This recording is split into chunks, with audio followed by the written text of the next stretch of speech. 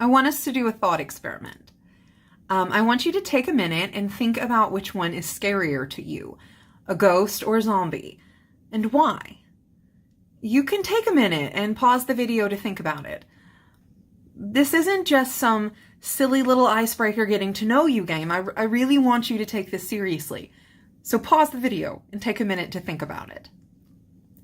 Okay, I'm going to assume that you did that and that you're taking this seriously, because this has a very serious philosophical implication in an academic setting like ours. If you think about what these things represent, a ghost represents a soul that has an immortal existence in an afterlife that has no meaning. What's the point of being an immortal soul if there's no real afterlife, if there's no punishment or reward? If you're just going to continue to grow old forever and everything you've ever known is going to die away without you, the heat death of the universe is going to happen, and then what happens to you? On the other hand, zombies represent a universe in which there's no afterlife at all. Your body lives on, but what happens to your soul? Where does it go? Can a zombie and a ghost come from the same corpse? And if they did, what would that mean? Both of these questions can make you question the existence of a soul, the existence of a god. Both bring up questions about the fall of civilization and how that might happen. Questions about humanity and how it's responded in a time of crisis. And that's what horror literature does. It lets us respond to these questions in a safe way. It's the academic study of this literature that lets us do things like explore society's implicit biases regarding morality, questions of whose life matters most in times of crisis or cultural disaster, how our society trains people to follow its rules and mores and strictures. So yeah, which is scarier, a ghost or a zombie? It's a thought exercise, but it's also the foundation of the study of horror literature. So really, to start, we need a good definition. What is horror? What does it mean to be a piece of horror literature? I think most of us would say that one of the defining characteristics of the genre is that it does provoke an emotional response. But don't be too quick to say that that emotional response has to be fear, because it can also be disgust. It's triggering this kind of adaptive defense survival mechanism. And there also has to be something that is causing that response, right? Someone who just has anxiety attacks around pencils, for example, isn't necessarily horror literature. We wouldn't say that anything that causes that response counts as horror. If it's a terrorist, for example, that might be suspense or action. A volcano causing that response might be a summer blockbuster. So let's give that external cause of our emotional response the word monster. So how and why do these two things come together in this form of literature? Does it have to be both fear and disgust? Can it be one or the other? Can it be just disgust? Let's start with the emotional side of things. You have a quote from H.P. Lovecraft: "The oldest and strongest emotion of mankind is fear." From a survival point of view, that makes perfect sense. You learn to be afraid of the dark cave where the saber-toothed tiger lives. You learn to be afraid of fire. The dark is where the things that can get you live. Fire can hurt you and kill you. Disgust is like this too. Think about the things that disgust you. These tend to be things that make us really sick or can cause us harm in some way. So fear and disgust are very powerful tools of evolution, and they came along to help us survive as a species. So yeah, it makes perfect sense that these would be very powerful emotions. But what's weird about it is we have this entire genre of art that exists for people to actively seek out the experience of these emotions that makes us go through these unpleasant things on purpose. And people don't usually want to be confronted with things that they're afraid of. They usually try to avoid things that they're afraid of. I mean, if I'm afraid of snakes, I don't usually go out into the woods and try to find a pit of snakes. Even Indiana Jones actively tried to avoid the pits of snakes. So what we tend to have in horror is literature that sublimates these fears that we have and puts them into a different form, a symbolic form, so we can confront these fears in a safer way, okay? So we're not directly confronting the fears. Part of what we're going to be doing is looking at what is this actually representing? What is this symbolic of? When we talk about the monster, that is the thing that is causing the fear or the disgust, the emotional response. And it is also the thing that is the metaphor for the fears in society that the particular piece of horror literature are supposed to represent. But how do we define monster? Not all pieces of horror literature have a ghost or a zombie or a vampire, for example. There are several different classes of monster. And a good shorthand for monster is something that is violating the natural order. Something that is disrupting that boundary between inside and outside, for example. Something that is upending something in our daily lives that causes that emotional response. It's because it's not following the rules that it creates the fear or disgust. And there's a few different classes of monster. So you have the horrific monster, the moral monster, and the cosmic monster. And I'm going to go ahead and give you the great big secret. All the monsters are really us. That's called mirror theory. And as far as horror literature goes, all the monsters are reflections of our fears. So all the monsters reflect the fear about something to do with us.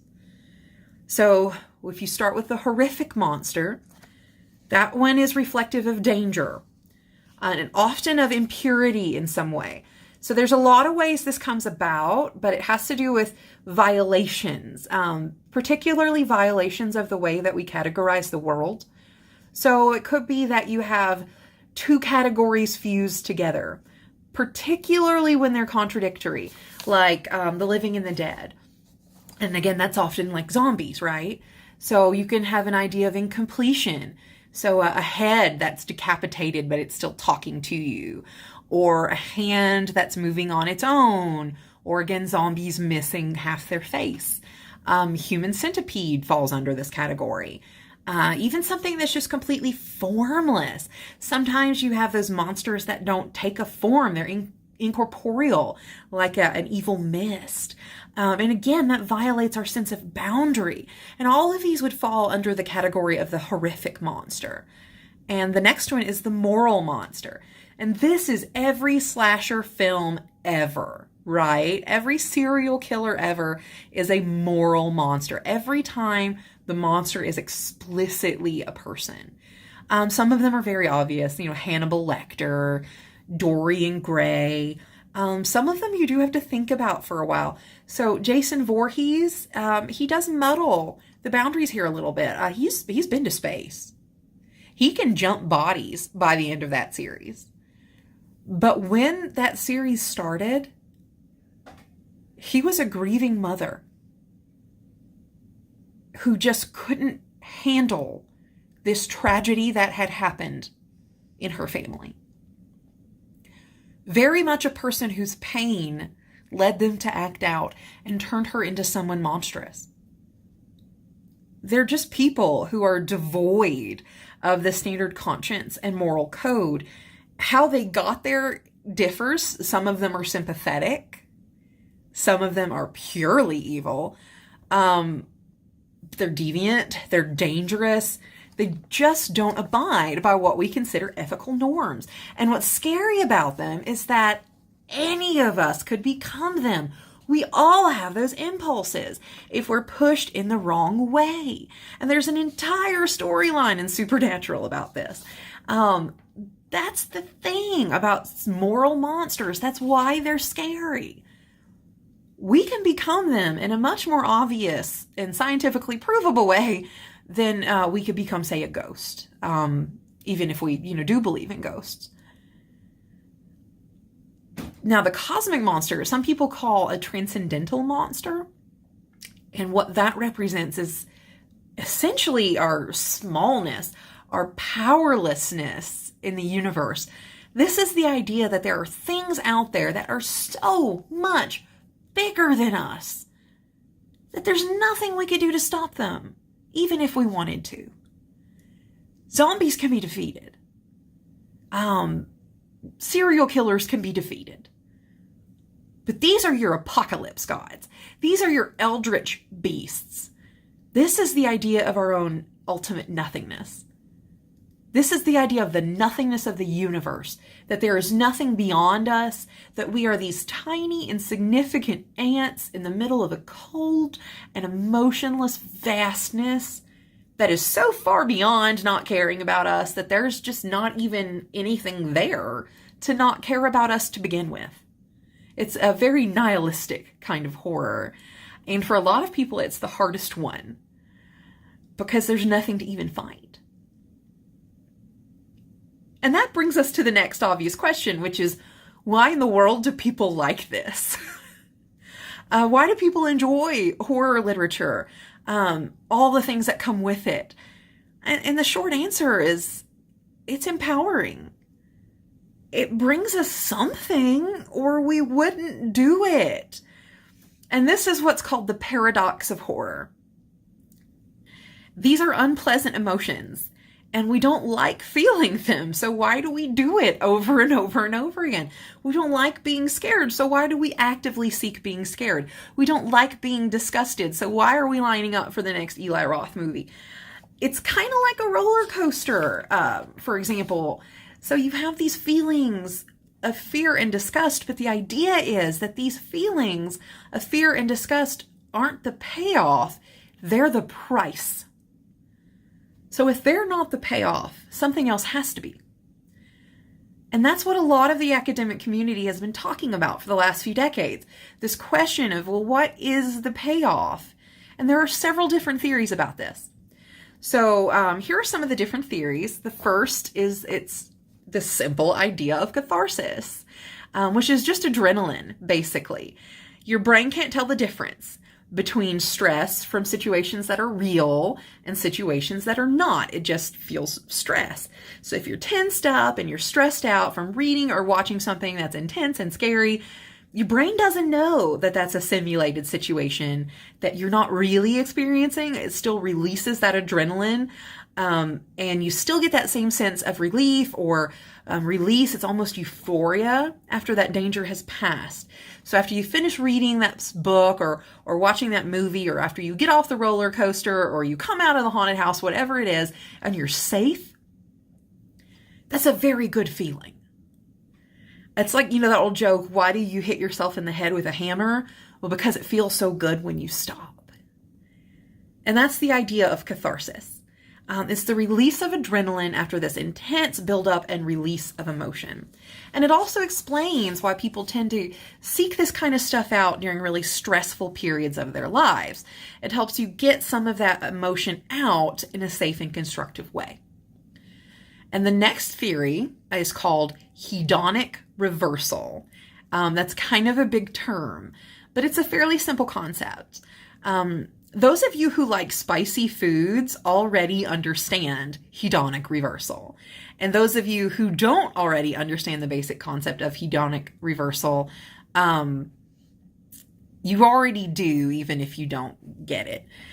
Being exposed to mildly hot foods, it increases our tolerance to hot foods, and it makes us want more hot foods.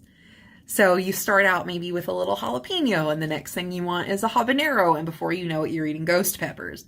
The idea is that you're being conditioned, like operant conditioning, to tolerate ever stronger negative stimuli.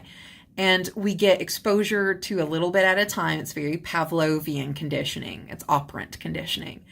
Remember that human beings are extremely adaptable. It's one of the reasons that we're at the top of the food chain. It's our primary survival trait.